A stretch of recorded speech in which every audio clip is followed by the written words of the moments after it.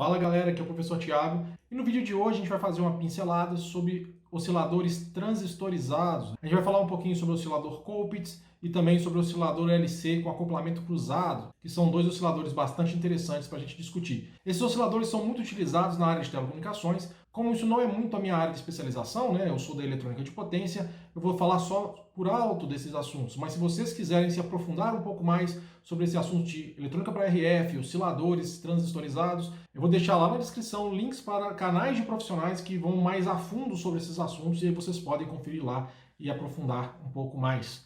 Vamos lá para o vídeo então? E aí galera, tudo bem? Hoje a gente vai fechar essa parte falando sobre osciladores transistorizados, né? Então primeiro, por que pensar em osciladores transistorizados se montar com amplificadores operacionais é tão simples, né? Então, a questão é, se eu quiser gerar sinais de altíssimas frequências, né, megahertz, gigahertz, né, osciladores com amplificadores operacionais não são muito interessantes porque problemas como o slew rate e a banda passante desses dispositivos vai limitar muito o desempenho desses sistemas em alta frequência. Então, se eu quero circuitos com altíssimas frequências, eu tenho que usar circuitos transistorizados com filtros seletivos, normalmente filtros LC, né, ou circuitos tanque, como a gente pode dizer também, ou circuitos a cristal, que no final das contas também é um circuito que tem algum tanque ali, mas é um cristal piezoelétrico que eu posso excitar e ele vai oscilar numa determinada frequência, e normalmente uma frequência muito alta e bem precisa, né? Então, questão de aplicação, esses geradores vão ser aplicados basicamente para gerar portadores de moduladores de telecomunicações e geradores de clock em circuitos de eletrônica digital, né? Começando sobre os osciladores transistorizados mais comuns, né? O que a gente vai ter? A gente vai ter basicamente um circuito transistorizado, onde o seu elemento de ganho, né, a sua impedância de coletor, por exemplo, vai ser um filtro seletivo passa-faixas, né, que ele que vai determinar qual que vai ser a frequência de oscilação, né.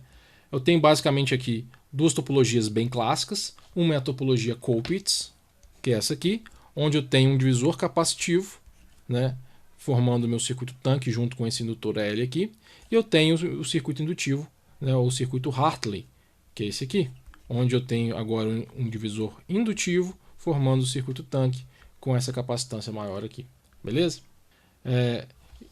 Tá, então esse é o elemento oscilador, que a gente vai discutir um pouquinho melhor daqui a pouco. Agora, onde está o limitador não linear que a gente precisa para estabilizar a tensão? O próprio transistor vai funcionar como esse limitador não linear, porque como ele tem uma curva não linear em si, uma curva exponencial, à medida que a tensão vai subindo, né, o meu circuito vai se aproximando das suas regiões de corte e saturação, e aí a condutância desse circuito vai mudar, né, fazendo com que eu estabilize o meu ganho, então não preciso fazer muita coisa. O problema disso é que, como eu vou depender da característica real do meu transistor para fazer essa limitação, definir no projeto um valor específico para a tensão de pico da minha senoide de saída é um pouquinho mais complicado, né? Existem algumas matemáticas que tentam explicitar isso, não vai ser o escopo dessa disciplina discutir essa matemática, mas uma solução bem simples é projetar o circuito e fazer simulações usando um simulador da tecnologia SPICE, né, que vai te dar uma resposta bem próxima do real, beleza?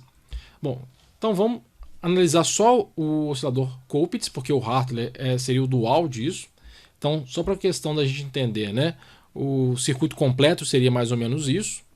Eu tenho, obviamente, né, elementos para fazer a polarização desse circuito. É interessante só comentar o seguinte, que esse indutor aqui é um indutor de alto valor, que é chamado também de choque, né, que ele serve para deixar passar a polarização, mas ele bloqueia basicamente os sinais CA. Então, para pequenos sinais, esse indutor aqui ele é um circuito aberto.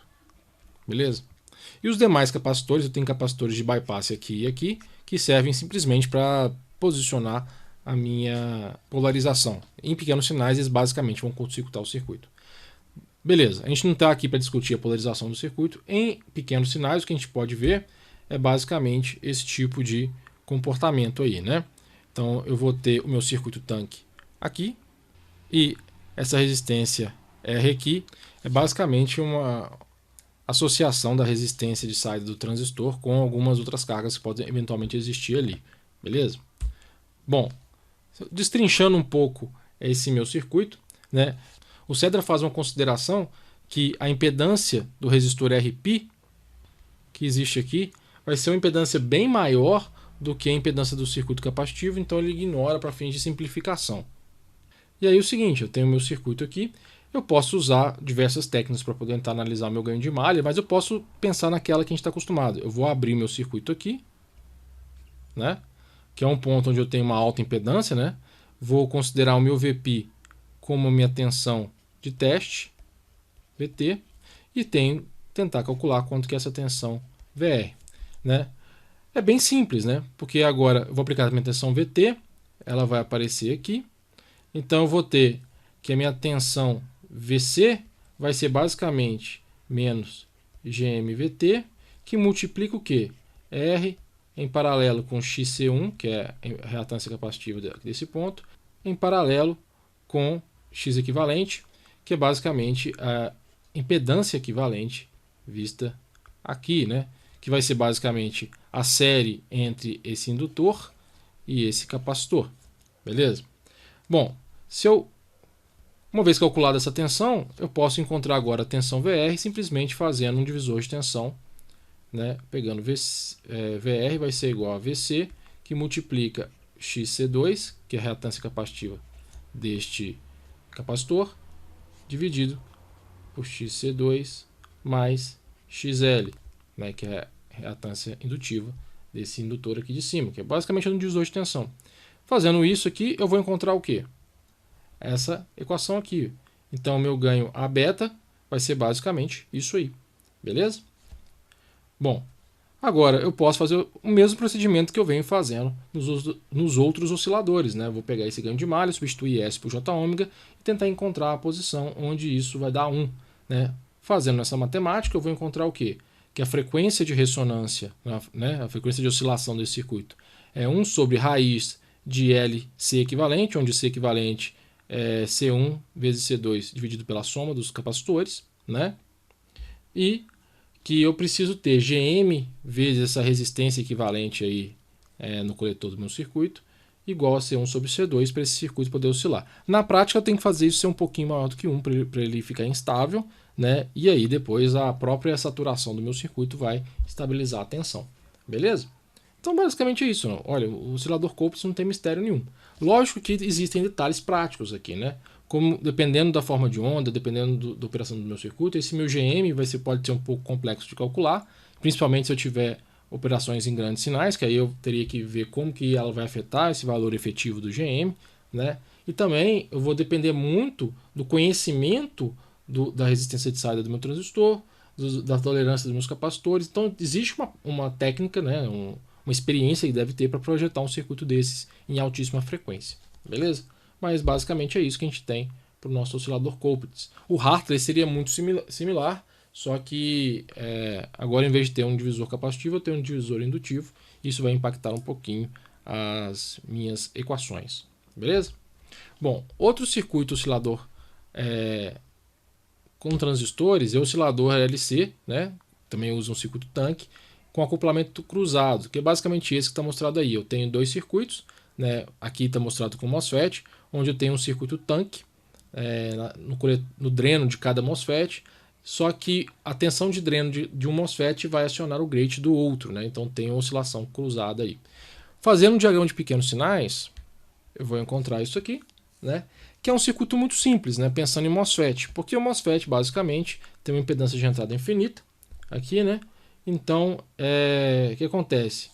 O ganho de cada bloco, né, pensando neste elemento aqui como um bloco, vai ser basicamente, né, então a função de transferência de cada bloco, né, que eu ganho, vai ser basicamente menos GM, que multiplica RP em paralelo com RO, que é a resistência de saída do próprio transistor, em paralelo com SL, em paralelo com 1 sobre SC. Então, olha só, é isso aí que a gente tem, né? Bom, e como é que vai ser meu ganho de malha? O meu ganho de malha vai ser a função de transferência de um bloco vezes a função de transferência do outro bloco.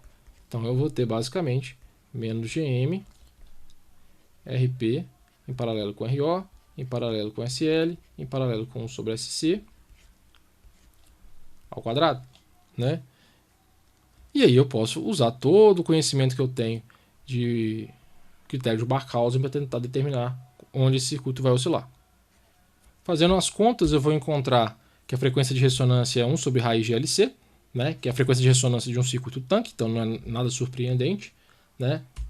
E nessa frequência, então, eu basicamente vou fazer com que o meu circuito tanque tenha uma impedância infinita. Logo, os ganhos de cada bloco se tornam basicamente menos GM RP em paralelo com RO, né? Onde RO é a resistência dos próprios transistores. Né? E para oscilar, eu tenho que isso aí tem que ter um valor igual a 1, né? Já que o meu ganho final, né, vai ser a 1 ao quadrado, por exemplo. Né? Então, se eu fizer GM-RP em paralelo com RO igual a 1, eu vou ter o atendimento ao critério de Barkhausen. Né? E se eu fizer isso aí ser um pouquinho maior do que 1, eu vou fazer meu circuito ficar instável, que é o que eu quero. Né? E, novamente, a própria característica não linear dos meus MOSFETs vai fazer a minha estabilização de tensão. Tranquilo? Eu não vou entrar em detalhes, né? Mas a gente pode comentar rapidamente aqui sobre o oscilador linear a cristal. Então, o cristal de quartzo aqui, um cristal piezoelétrico, ele é um elemento que provoca uma ressonância mecânica quando a gente incita ele com alguma tensão elétrica. Então, a gente vai fazer uma oscilação. Do ponto de vista de modelagem, o cristal pode ser visto também como um circuito tanque, né? Então eu tenho uma indutância e duas capacitâncias, é um pouco diferente, porque agora eu tenho diferentes regiões de comportamento, né, para o meu circuito, uma região capacitiva, uma região indutiva, mas basicamente eu tenho um circuito tanque. Né? E eu posso colocar esse circuito dentro de uma malha de realimentação, com um amplificador aqui, né? E modelar esse circuito da mesma forma e tentar encontrar qual que vai ser a frequência de ressonância desse circuito. Né? A questão do cristal é que ele tem uma frequência de ressonância aqui bem característica, né? A gente até compra ele com uma determinação de frequência de ressonância e ele vai basicamente oscilar nela.